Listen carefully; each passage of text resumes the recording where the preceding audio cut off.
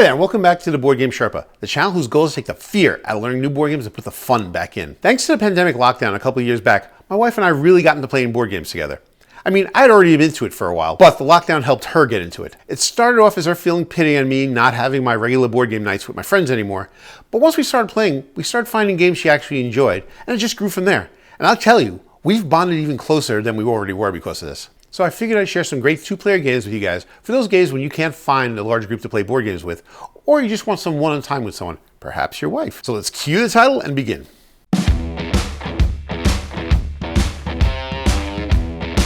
Number 1, Beer and Bread.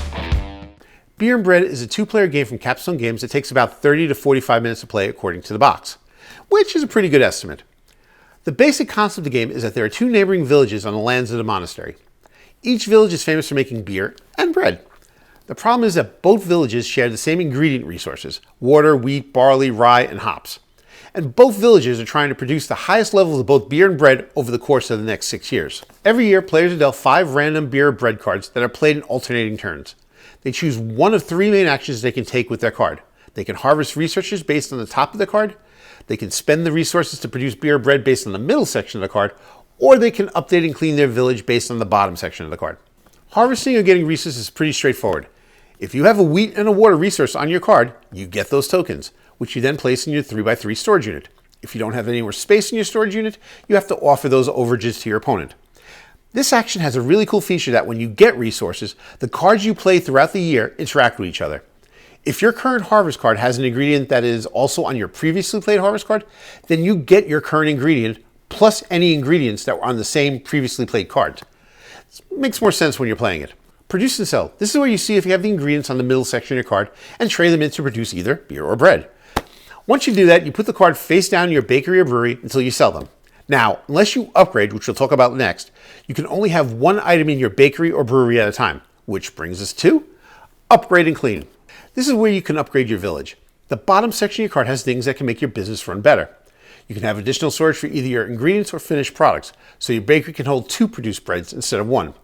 You can get free ingredients during various events, and there are bonus points at the end of the game if you produce certain combinations of beer and bread. There are a lot more upgrades that you can explore on your own. The best part of upgrading is that you automatically clean up your brewery and bakery and sell your finished goods and put the cards into your scored pile, which means you can produce even more beer and bread. Now, throughout the 6 years of the game, you alternate between fruitful and dry years, each with their own set of rules and challenges. During fruitful years, there are more ingredient resources to be found, but you have to trade your hand with the other player after you both have taken your turn. During dry years, there are less ingredients available, but you don't have to trade your hand each round. And there are 3 cards in the exchange that you can trade from your hand on your turn. After the 6 years are up, you basically sum up all the scored beer and bread cards that you accumulated, and then add any bonuses from upgrades. And the lesser score of either your bakery or brewery is your total score. So if you get a 29 for your beer score and a 16 on your bread score, you get 16. So make sure you produce balanced amounts of each item. My wife and I love beer and bread. It was easy to learn, had a straightforward and helpful user manual, and Capstone Games even made an easy to follow how to play video on YouTube. You really get the immersive feel of the game, and that you can visualize yourself being in the village making beer and bread. Very simplified. It was also a short and easy to set up game, which means it's near the top of my list of replayable games. Number 2, the Star Wars deck building game. The Star Wars deck building game is a relatively new game from Fantasy Flight and Disney. The box says it takes about 30 minutes to play, but I have yet to have a game lasting less than an hour. Granted, it's still new here in the Hannon house, but you know these characters, and you want to read the card descriptions, admire the artwork, make the blaster noises, and yes, reminisce about the first time you saw the original movies. Or is that just us? Star Wars the deck building game is a head-to-head 2-player game where one player plays as the Empire and the other one plays as Rebel Scum. You both start off with a pretty basic card set, and during the course of the game, you get resources to purchase more powerful cards, which will then be used to attack the other player's ships, characters, and bases. It's a pretty standard deck builder, but the details on the cards really immerse the 2 players into the game. On each turn, you use your current hand to get resources. Use those resources to buy a card from the available cards from the center galaxy. Use one of your card's special abilities, or commit and later resolve your forces to attack your enemy forces. You can set up capital ships to absorb their attacks on your bases, and a whole bunch of other stuff. Part of the reason this game takes longer than expected is that there's a lot of things to do, and sometimes you need to read and figure out exactly what you can do. And that's even before you get into the advanced mode with more bases, secret bases, and 2-on-2 multiplayer modes. Fantasy Flight has a great how to play video on YouTube, but it doesn't cover every card or ability. So like us, you may have to check BoardGame Geek for clarification, sometimes multiple times per turn. But it's a fun game that we haven't even scratched the surface on. We'll be getting deeper into this in the coming weeks and months. But we already know enough about this to count this as one of the best two-player games around. Number 3, Onitama. Onitama is a two-player game from Arcane Wonders that bills itself as an elegant and simple game of martial tactics. It says it takes about 15 minutes for a game, and that's pretty accurate. My wife isn't as huge a fan of this game as I am, but I have plenty of other friends who will play this one at the drop of a hat. The big selling point for me is that I love chess, but I really do kind of suck at it. There's just way too many choices on every turn and things to keep an eye on. Onitama is very much like chess, but simplifies it tremendously to a more manageable game. The board is a 5x5 grid, and there are only 10 pieces in the game, 4 students and a master on each side. And even though there are only 16 move cards in the whole base game, you only use 5 of them in any one game. So you don't get bogged down thinking about hundreds of turn choices. Gameplay is simple. Each master and his students are set up on opposite ends of the grid with the master in the center temple arch square. Each player has 2 move cards to choose from, and they then choose one card and move one of their pieces according to their directions. The goal of the game is to capture your opponent's master or move your master into the opposing master's temple arch. And that's it. It's a very simple game to learn. But there's so much strategy involved in this game that it feels so much bigger than it is. It has all the feel of chess without all the complexity. And you can have a balanced game that can be finished in 15 minutes. And we're not even talking about a squash match. Adding to the enjoyment of Onitama, it also comes in a beautiful and amazingly efficient package with great components. It even comes with a nice quality playmat in the basic game. Who does that? If you like chess at all, try Onitama. You'll be hooked. Number 4, Bandido. Bandido is a cooperative tile card game that came out in 2016 and has gone through many reissues since then. Currently it's made from Helvetic, and you can find it easily on Amazon. Links are in the description.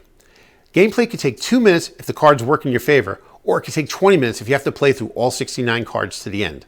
The gist of the game is that there is a prisoner in the cell who found escape tunnels under his cell and progresses a little further through the tunnels on each turn.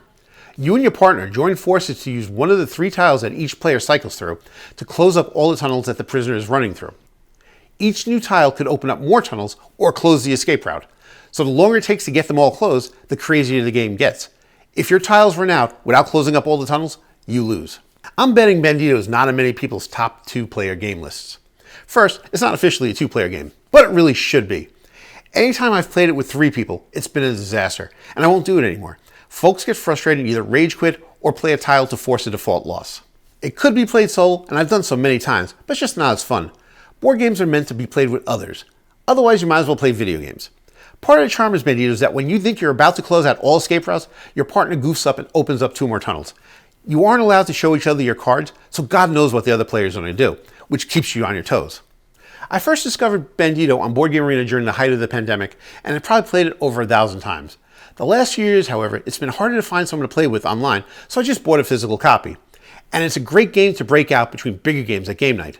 My wife also loves the escape theme of Bandido, but we usually have to clear off the larger table to play it. Ironically, since it comes in such a small box, you can fit in your pocket.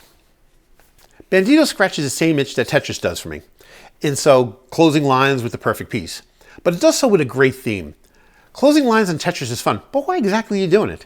With Bandido, you know why. You're closing lines to keep a prisoner from escaping. And that makes the game immersive. Number 5, 5-Minute Mystery. 5-Minute Mystery is a cooperative game from Wiggles 3D that plays best with 2 players, even though it says 1 to 6 on the box.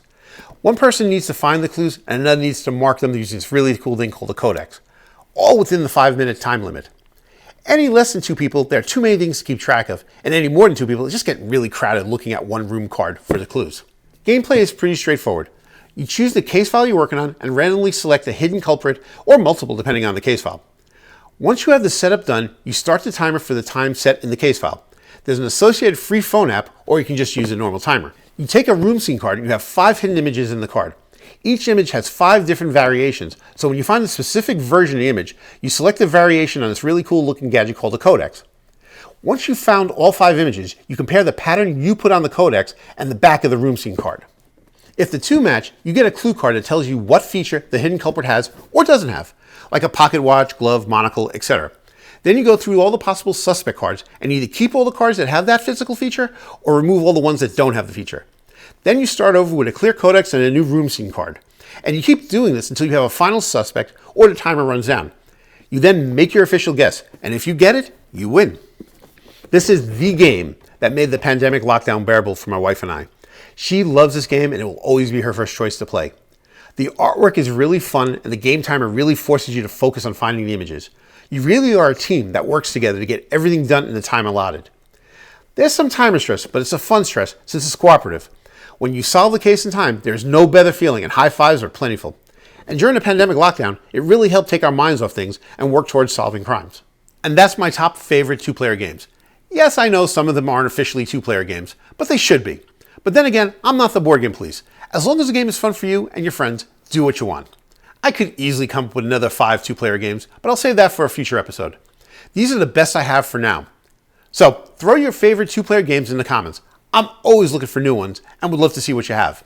If you like this episode, please subscribe to the channel and give this video a big thumbs up. It'll really help me out and can help bring more new people into the hobby, which will help you when you're trying to find new people to play your favorite game with. Deal?